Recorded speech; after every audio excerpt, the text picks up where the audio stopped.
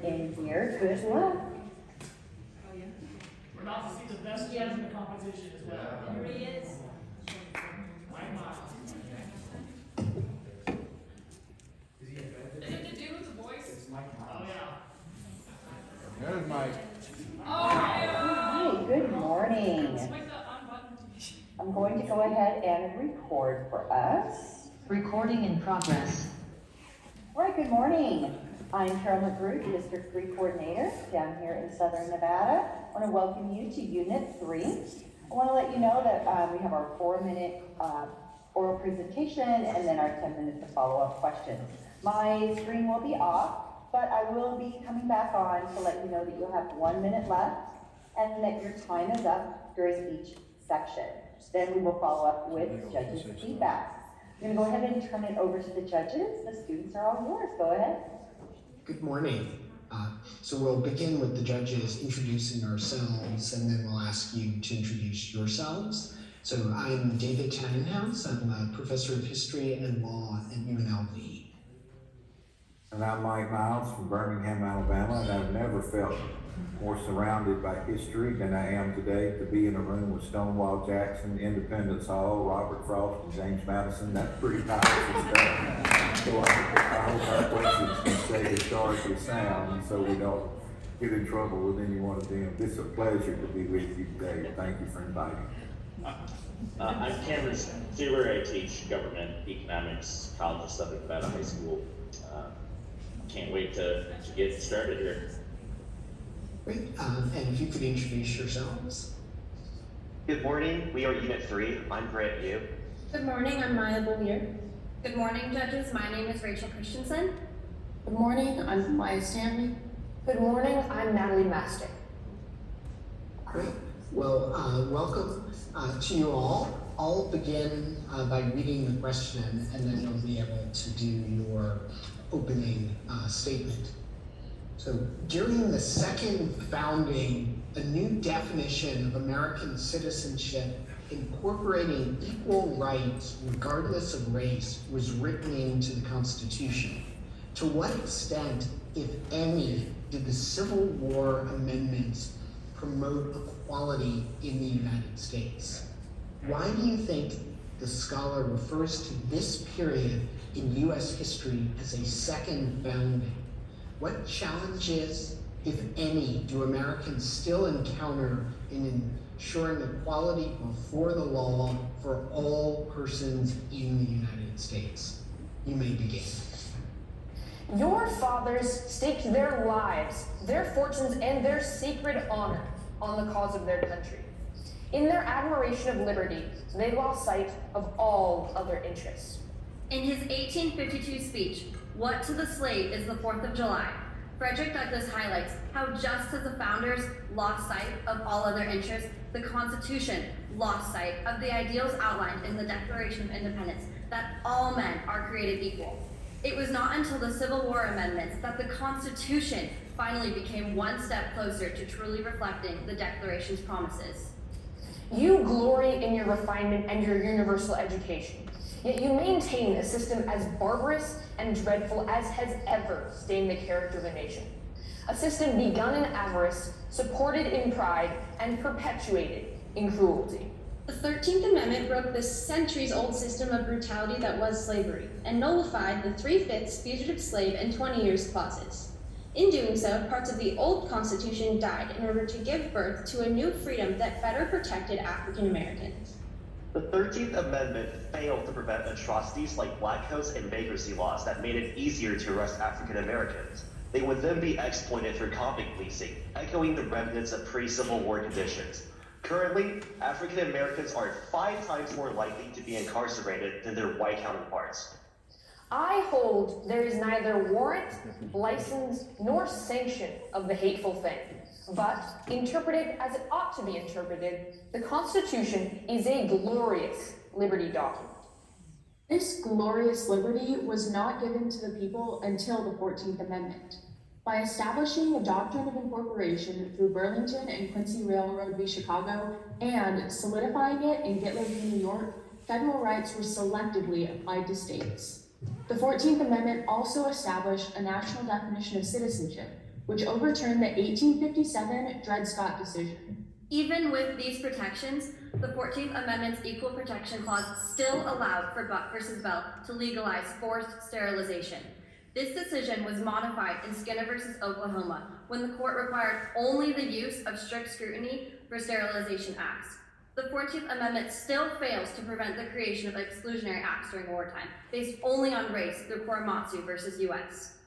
Every American citizen has a right to form an opinion of the Constitution and to propagate that opinion and to use all honorable means to make his opinion the prevailing one. The 15th Amendment expanded suffrage to black men, but excluded Indians not taxed, other racial minorities, and women.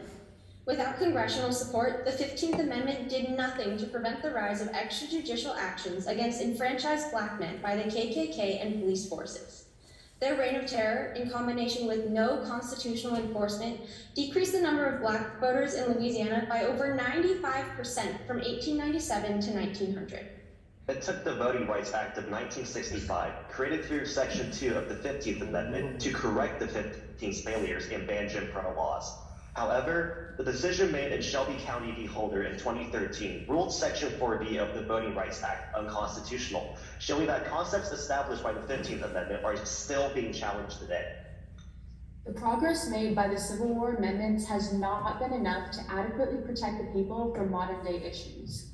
Minorities are still underrepresented due to gerrymandering and biased jury selections. Many states still do not enforce the Equal Pay Act of 1963. And a lack of access to affordable health care highlights growing socioeconomic disparities. Your fathers have lived, died, and have done their work, and have done much of it well. You live and must die, and you must do your work. Thank you.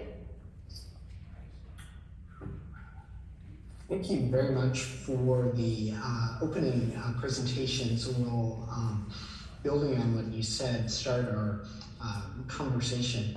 So I'm interested in what you think the takeaway from studying this period of history when these Civil War era amendments were adopted. That you told us a story that was sort of, begins well and then things don't turn out and then we return to the principles. What are the takeaways for grappling with the second founding?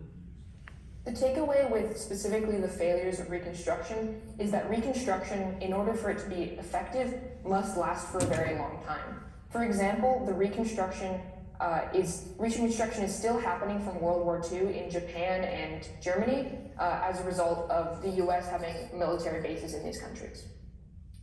An example of how this work still continues to be done today can be seen in the Fifth Circuit en banc decision in the court case Brooks v. Beto, in which the court ruled that it is appropriate to necessarily include those of the same race, religion, or socioeconomic status in a jury veneer. We are also extending these same rights to new groups such as the LGBT plus community. Through the court case of Bergenfeld v. Hodges, we legalized same-sex marriage on a federal level, and we are also working to give Native Americans more voting rights. Additionally, themes that were established after the Reconstruction are still present today. For example, black codes and vagrancy laws were made during Reconstruction to help circumvent the 14th Amendment and disenfranchise black voters. And to this day, black voters are still 4 times more likely to be disenfranchised than white voters due to racial prejudice in the judiciary system when people are felons. Grant used the word we are still having to work on these things, and the antecedent to the pronoun we interests me because I'm not sure that my state, for example, is working as hard on straightening out some of these things as perhaps other states are.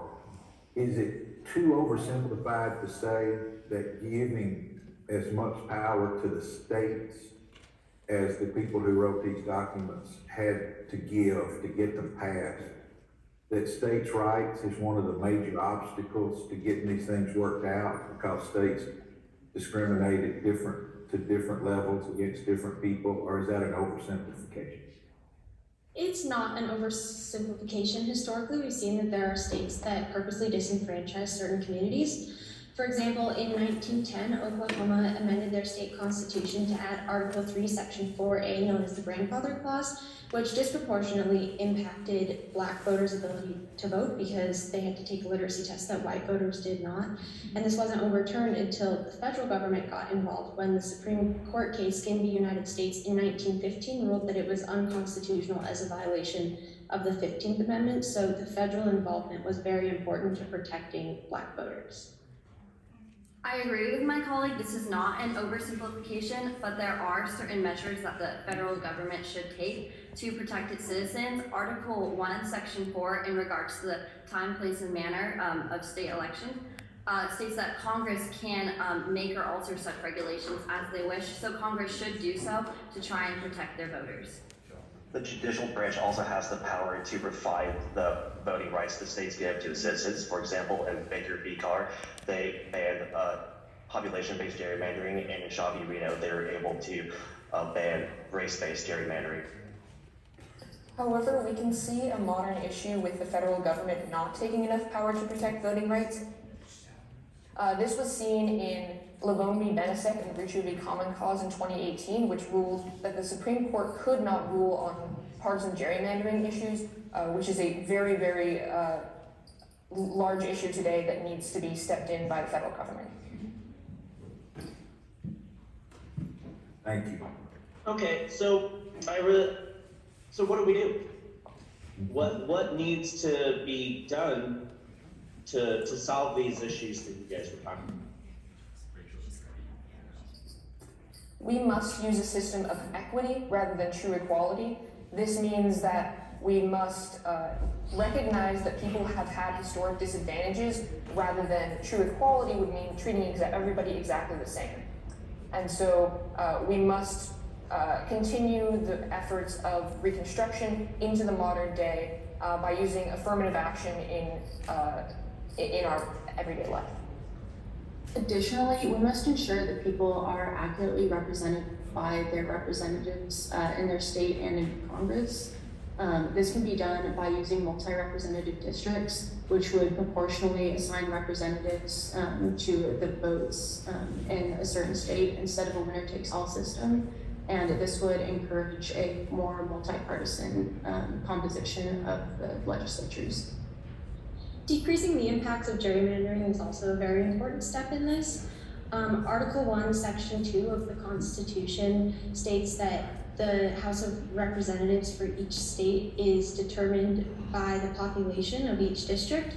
And this has become a problem because the Permanent Apportionment Act of 1929 capped the number of people at the House of Representatives at 435 based on a census taken in 1910, so over a century ago. So reassessing the number of people in the House would greatly help with this because it would make gerrymandering less likely because we would be able to have more districts, and it would take away incentive to gerrymander because the House would be more representative of the people. Another possible solution to gerrymandering is to use the amendment process outlined in Article 5 to create an amendment that specifically deals with partisan gerrymandering, and it would require states to give a valid reason for redistricting with the intent of strengthening a political party not being one of the said reasons. And through this amendment, the Supreme Court could also take on cases like Rucho in the future. There's a whole range of really interesting ideas that you just laid out for us. What about the idea of having a second constitutional convention? We have all of these years of experience. We can draw on other models for how societies govern themselves. Should we or should we not have a new constitutional convention?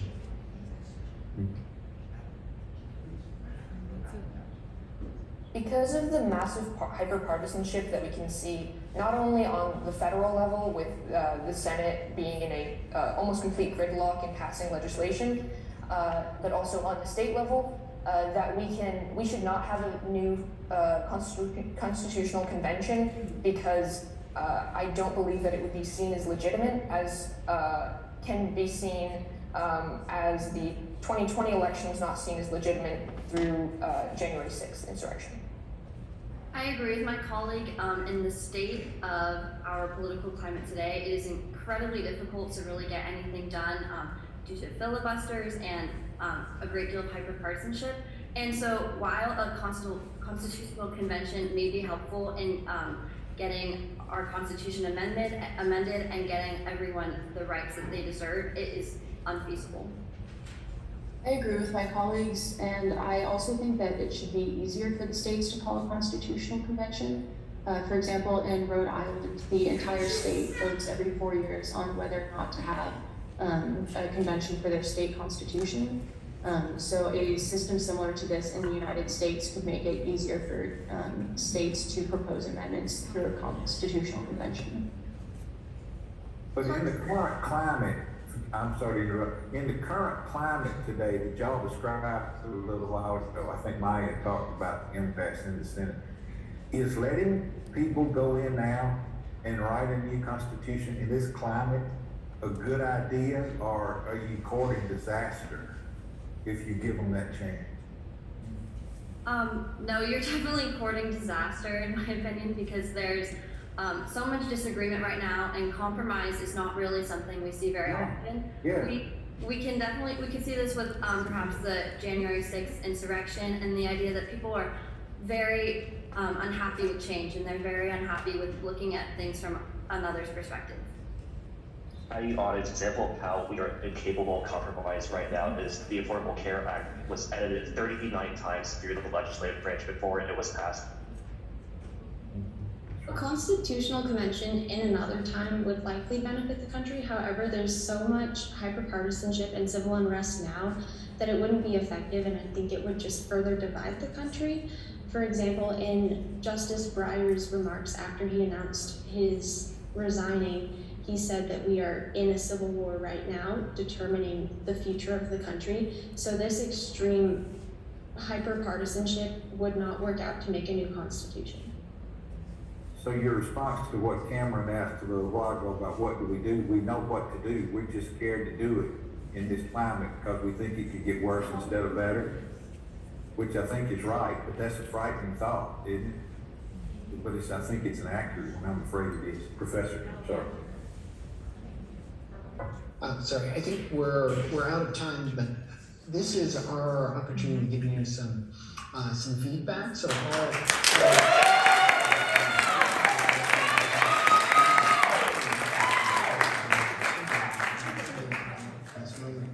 it feels like we're both stuck and afraid.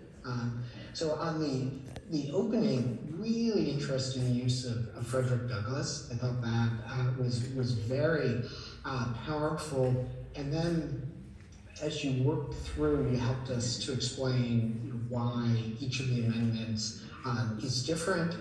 You also made the point that it's so important to stress that it's the enforcement mechanism that allows congressional action. So I thought that was really powerfully done. You also included things including eugenics with Buck v. Bell, Skinner versus Oklahoma. All of that was really powerful.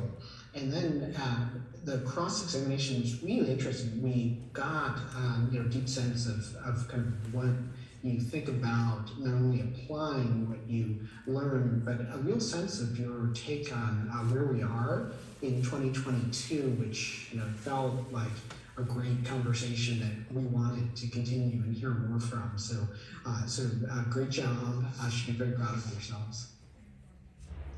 Well, I agree with that, and those were some great.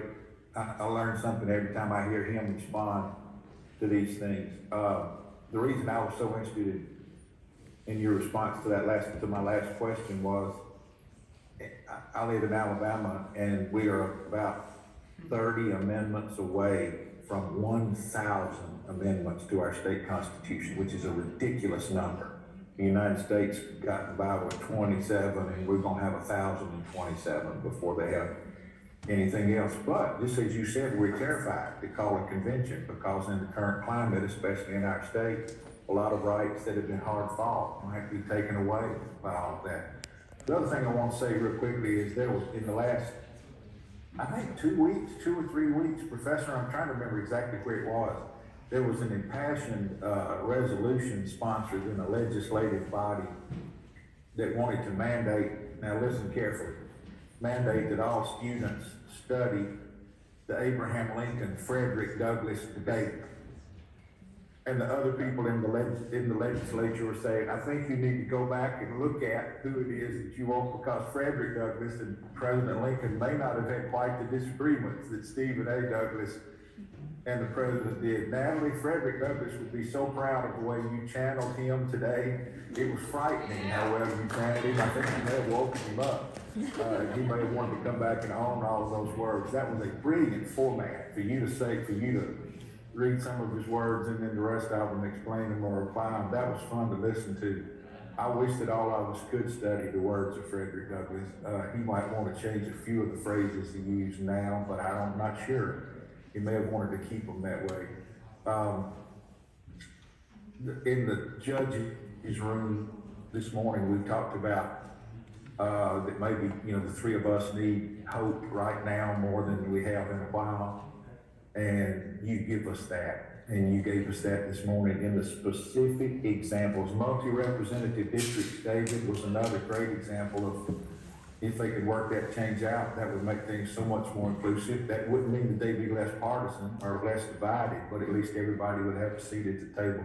Great examples of that. Now go make them happen. And if you run for office, Cameron's gonna send you a big campaign contribution when we run. And Professor Tannenhouse will write your declaration speech when you announce your candidacy, and I'll be there in the audience to cheer you on. But please make these things happen. Thank you for this morning. It was great. Cameron? Well, you kind of stole my thunder there. I absolutely would work for any of you for free if you ever decided to run for office. Just put me in. Wow. It really is hopeful your answers to my question on what we do were just phenomenal, well thought out, just throughout your entire presentation. I have to also agree with the Frederick Douglass was phenomenal. I couldn't ask for a better group that I want to keep talking to. One thing I'm really curious, because it seems like your group might actually be aware of this. Have you guys been following the 14th Amendment with Madison Cawthorn? If you don't know, look it up. It's because that falls right into this question that he might not be able to run for office for re-election in 2022 because of the 14th Amendment, which is really neat. So check that out if you guys might be using it for you down the road. But yeah, just phenomenal, and I wish you guys the best of luck in the future. Amen. Amen. Thank you. Yeah, thank you so much. All right, well, great job. Good luck to the rest of your teams. And I'm gonna go ahead and stop recording, put the judges into a breakout room. Recording stopped. You guys are all at school, right? Yeah.